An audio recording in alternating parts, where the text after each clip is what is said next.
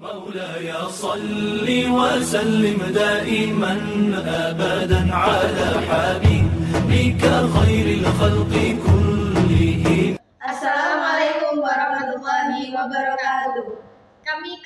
Kami dari kelompok 12 akan mempresentasikan makalah kami yang berjudul Hadis berdasarkan kuantitasnya. Saya Saibat Romah yang akan menjadi pemateri pertama dan yang terakhir. Saya Ena binti Mukaromah sebagai pemateri kedua. Dan saya Salsabila sebagai pemateri ketiga. Simak penjelasan dari kelompok kami.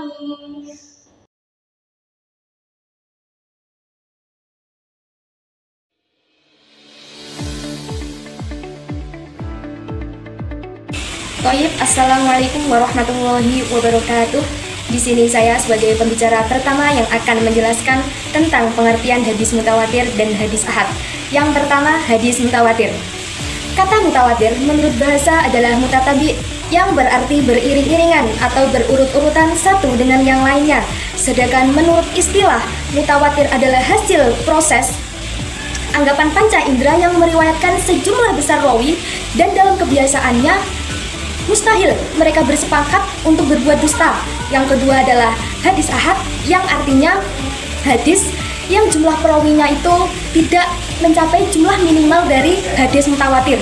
Jika disebutkan syarat minimal dari perawi hadis mutawatir, ada yang menyebutkan 10, ada yang menyebutkan 20, 40, hingga 70, maka jika ada hadis yang perawinya hanya seorang, 2, 3, 4, dan seterusnya, maka disebut dengan hadis ahad. Sekian dari saya.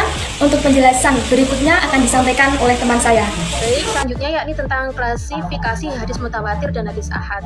Syarat-syarat hadis mutawatir yakni pertama, objek riwayat panca indera. Hadis yang diriwayatkan haruslah mengenai Nabi Muhammad SAW yang dapat ditangkap oleh panca indera, seperti perbuatan atau sabdanya yang dilihat atau didengar langsung. Kemudian jumlah perawi cukup banyak, yakni jumlah perawi mencapai angka yang mustahil bersepakat untuk berdusta, minimal 10, 20, 40, atau 70 perawi, tergantung pendapat ulama. Yang ketiga yakni kuantitas perawi di setiap tingkatan. Jumlah perawi tidak boleh kurang dari jumlah minimal pada setiap tingkatan sanad. Yang terakhir yakni fokus kuantitas. Perawi hadis mutawatir tidak harus memenuhi syarat sahih atau hasan.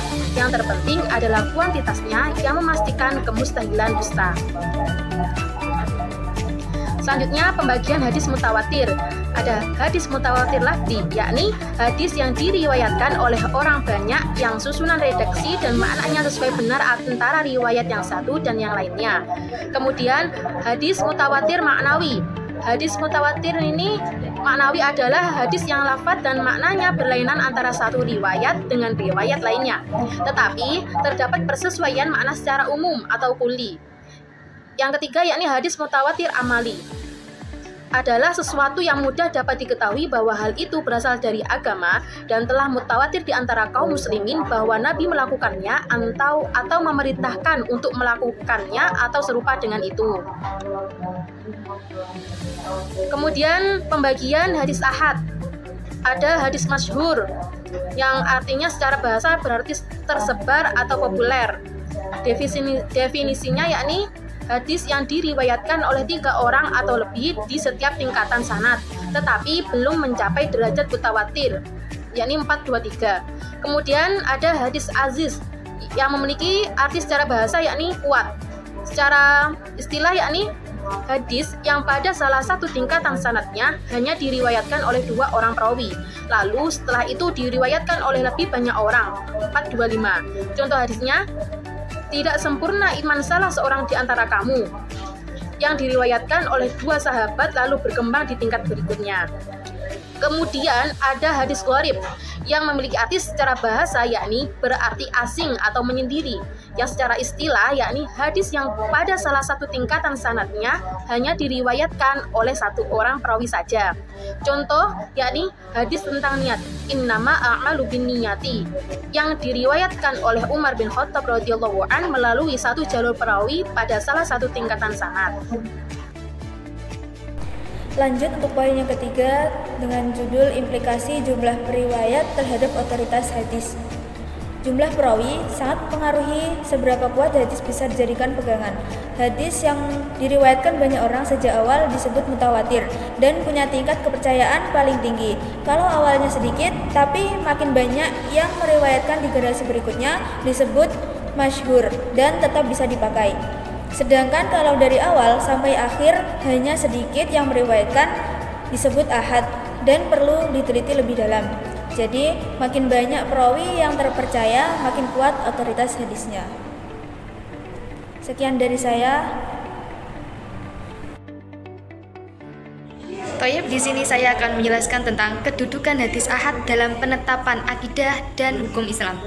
Menurut sebagian ulama berpendapat bahwa dalam hal akidah, dalil yang bisa dijadikan untuk dasar itu dalil yang qat'i atau dalil yang pasti, yaitu Al-Quran dan hadis mutawatir.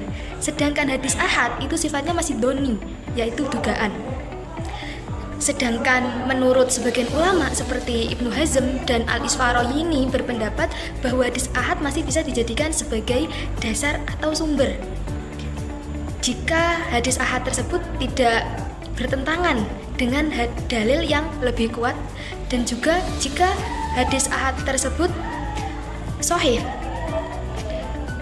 Kemudian dalam hukum penetapan hukum Islam, Imam Syafi'i berpendapat bahwa hadis ahad bisa dijadikan sebagai sumber dengan syarat ittisalus sanad, artinya syaratnya bersambung, lalu juga adil dan dhobit. Abu Hanifah juga berpendapat bahwa hadis ahad ini masih bisa dijadikan sebagai dasar atau sumber dalam akidah dengan syarat tidak menyalahi sunnah-sunnah Nabi, tidak bertentangan juga dengan ajaran Islam.